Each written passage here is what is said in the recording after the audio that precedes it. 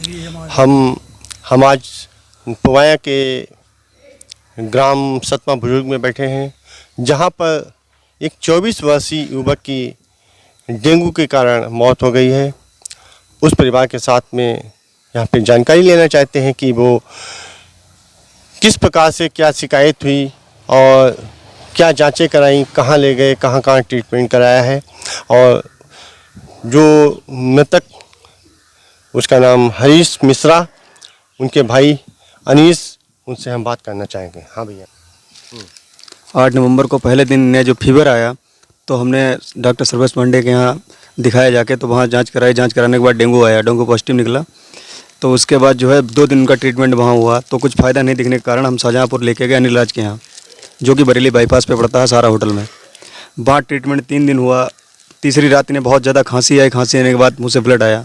तो डॉक्टर साहब बोलने के बाद बताया तो उन्होंने बोला ट्रीटमेंट होगा लेकिन टाइम लगेगा, लेकिन वहाँ फ़ायदा नहीं मिला। फिर उसके बाद हमने बाईके सिंह को दिखाया।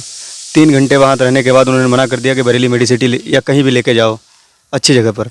तो बरेली मेडिसिटी में एडमिट कराया तो बोले वहाँ पे आईसीयू में एडमिट होंगे, इमरजेंसी केस है, मल्टी आर्गन फेल्यूर शुरू हो चुका है।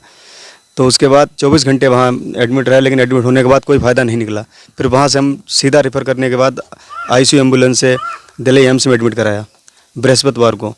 तो दिल्ली एम्स में एडमिट होने के बाद 7 या 8 दिन वहाँ एडमिट रहने के बाद उनकी मौत हो गई।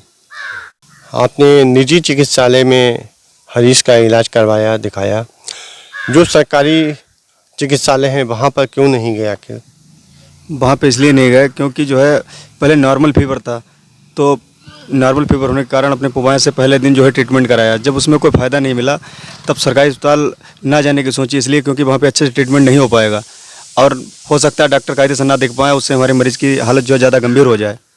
और फिर उसके बाद हमने शाहजहाँपुर में जो है निजी चिकित्सा हॉस्पिटल में दिखाया। कहाँ बैठते थे?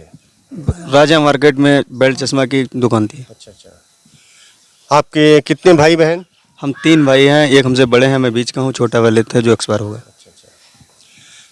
ये डेंगू फैलने के कारण क्या आप मच्छरों या गंदगियों को बताएं कि मच्छर या गंदगी की वजह से डेंगू फैल रहा है?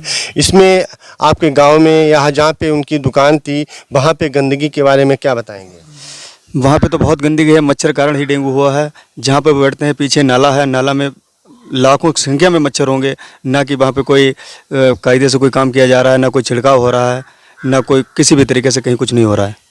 अब आए दिन लोगों की मौत हो रही है, डेंगू हो रहा है, कई लोग बीमार हुए। जिनका इम्यूनिटी सिस्टम अच्छा होता है वो झेल जाते हैं, जिनका नहीं होता है वो चले जाते हैं।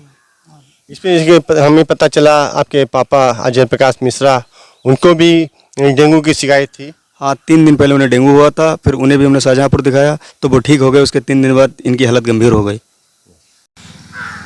क्या आपके गांव में भी कुछ डेंगू के पीड़ित हैं?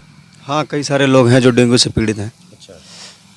क्या यहाँ गांव में कोई फॉगिंग मशीन या दवाई का छिड़काव वगैरह? अभी तक तो कहीं कुछ नहीं हुआ है, ना कुछ होने की संभावना भी है।